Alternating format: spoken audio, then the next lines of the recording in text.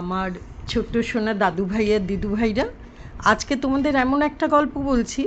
সেই গল্পটা কিন্তু অনেক দেশে এই গল্পটা বলে, সবাই জানে এই গল্পটা। হ্যাঁ, এটা শুধু আমাদের কিন্তু বাংলার গল্প নয়, এটা অনেক জায়গায় এই গল্পটা চলেছে। তাহলে সেই গল্পটা বলি। গল্পটার নাম হচ্ছে সিন্ডারেলা। সিন্ডারেলা নামটার সঙ্গে তোমরা নিশ্চয়ই সবাই পরিচিত, মনে হয় তোমরা সবাই জানো। তো অনেক রকমভাবে অনেক দেশে এটা অনেক রকমভাবে বলা হয়, কিন্তু আমি যেভাবে জানি, আমরা যেভাবে শুনে এসেছি ছোটোবেলা থেকে, সেভাবে তোমাদের এই গল্পটা বলছি। শোনো গল্পটা। একজন খুব ধনী লোকের একটা মেয়ে ছিল। মেয়েটা খুব দয়ালু, ভীষণ ভালো মেয়ে। হ্যাঁ, সে সারাদিন, আর খুব পরিশ্রমীও মেয়েটা, আর তার মনটা ছিল একদম ফুলের মতো কোমল। সে সবাইকে খুব ভালোবাসতো। এবার সেই ধনী লোকের প্রথম যে স্ত্রী, সে মারা গেল। মারা যাওয়ার পরে আর কি করবে, সেই ভদ্রলোক আবার একটা বিয়ে করলো।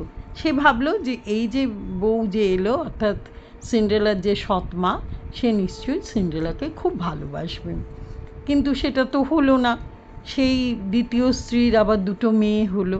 হ্যাঁ, এবার সেই দ্বিতীয় স্ত্রী কী করলো, মানে ও সৎমা তার দুই মেয়েকে খুব আদর যত্ন করে রাখতো, আর সিন্ড্রেলাকে দিয়ে সমস্ত কাজ করাতো। এবার এইসব দেখতে দেখতে সেই ভদ্রলোক, যে ধনী লোক, তার খুব খারাপ লাগলো। তিনি ওখান থেকে চলে গেলেন। কিন্তু তিনি যেটা করলেন সেটা হচ্ছে, তিনি সিন্ড্রেলাকে রেখে চলে গেলেন। এবার কি হলো, সিন্ড্রেলা কিন্তু তার সৎ মা, সৎ বোন সবাইকে খুব ভালোবাসতো, কিন্তু তারা তাকে কেউ ভালোবাসতো না। আর সিন্ড্রেলা দেখতে খুব সুন্দর ছিল, তেমনি ছিল লক্ষ্মী। তাই সৎ মা আর সৎ বোনেরা তাকে দিয়ে সারাদিন শুধু কাজ করাতো। তো সিন্ড্রেলাও তো কারোর সঙ্গে মিশবে, ওর বন্ধু ছিল পাখি, ইঁদুর, ঘোড়া, এইসব জীবজগৎ নিয়েও থাকতো। এভাবেই তার দিন কাটছিল। তো একদিন কি হলো, একটা সুযোগ এলো। রাজপুত্রের জন্যে, ওই দেশের রাজপুত্রের জন্য রাজ্য জুড়ে মেয়ে খোঁজা হচ্ছে।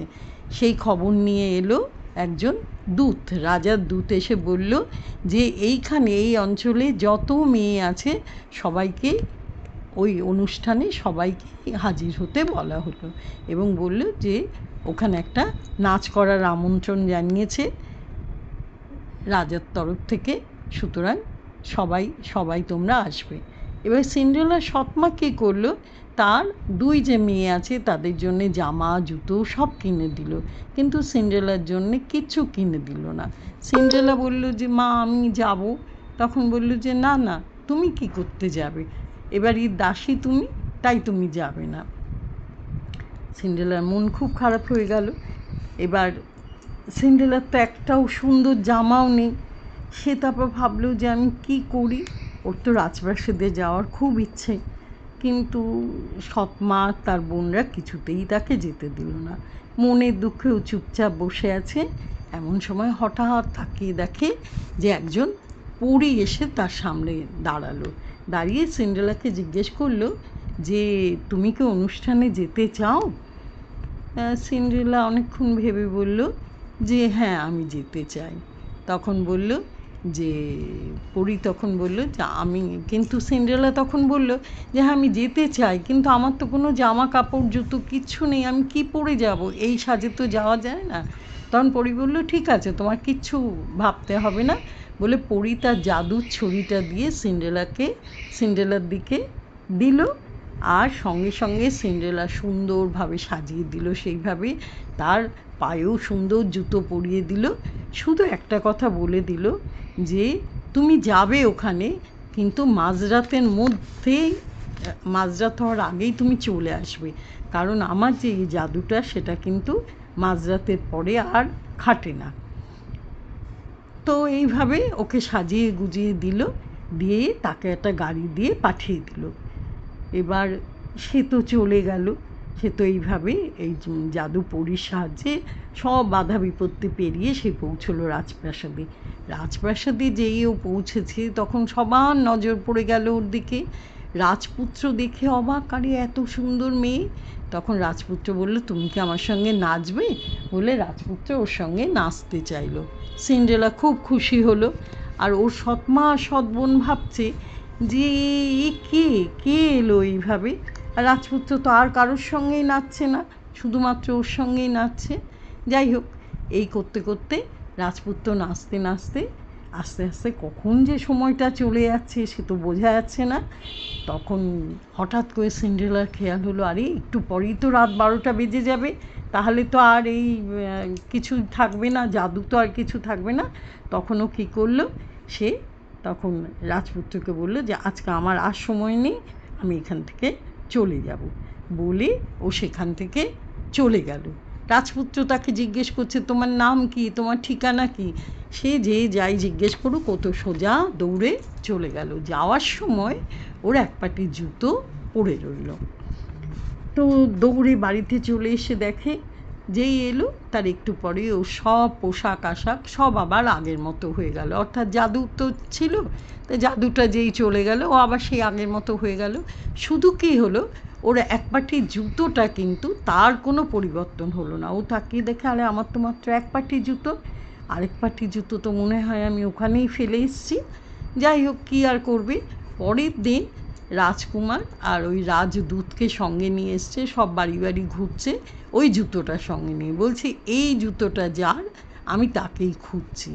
তারপরে যখন সিন্ড্রেলাদের বাড়িতে এসছে তখন ওই সৎবোন দুজন বলছে, একজন বলছে না মনে হচ্ছে এটা আমার হবে, আরেকজন বলছে না মনে হচ্ছে এটা আমার হবে। যাই হোক, দুই বোনেই জুতোটা পরে দেখলো কিন্তু ওটা কারোর পায়েই হলো না। এবার হঠাৎ করে রাজপুত্র তাকিয়ে দেখে একটা কোণায় চুপ করে দাঁড়িয়ে আছে একটা মেয়ে, দেখতে সুন্দর কিন্তু খুব চুপচাপ দাঁড়িয়ে আছে। তো তার পরনেও সেরকম সাজ পোশাক নেই। তখন রাজপুত্র তার দিকে গেল, গিয়ে তাকে বলল যে, এগিয়ে গিয়ে বলল, আচ্ছা তুমি একটু জুতোটা পরে দেখো তো। সে প্রথমে একটু আপত্তি করছিল, কিন্তু তারপরে সে ওই কাঁচের যে জুতোটা সে পরলো। পরার সঙ্গে সঙ্গে কী হলো, তার পুরো পোশাকই চেঞ্জ হয়ে গেল। আর পরী সঙ্গে সঙ্গে এসে, তখন রাজপুত্র তাকে বলছে, তাহলে তুমি সেই মেয়ে? পরী তখন এসে বলল যে হ্যাঁ, এই হচ্ছে সেই মেয়ে। তারপরে কি হলো জানো, এভাবেই সিন্ড্রেলা তো তার নতুন জীবন পেয়ে গেল। রাজপুত্র সিন্ড্রেলাকে বিয়ে করলো আর সুখে শান্তিতে তারা থাকতে লাগলো। হ্যাঁ, এই সিন্ড্রেলার গল্পটা কিন্তু মানুষের মুখে মুখে গোটা পৃথিবীতে ছড়িয়ে পড়েছে। আজকে তোমাদেরও বলে দিলাম, দেখলে তো কেমন সুন্দর গল্প। একটা ছোট্ট মেয়ে, তাকে সবাই, তার বাবা তাকে ভালোবাসতো কিন্তু অন্য সবাই তাকে আদর করতো না, ভালোবাসতো না তার বাড়ির লোকরা। কিন্তু সে কীভাবে তার জন্যে, দেখো মেয়েটা ভালো তো, তাই জন্য পড়িয়ে এসে কীরকম তার বন্দোবস্ত করে দিল, তাই না? খুব সুন্দর গল্প, তোমাদেরও মনে হয় ভালো লেগেছে। ঠিক আছে, আজকে তাহলে আসি, পরের বার আরও ভালো গল্প নিয়ে আসবো।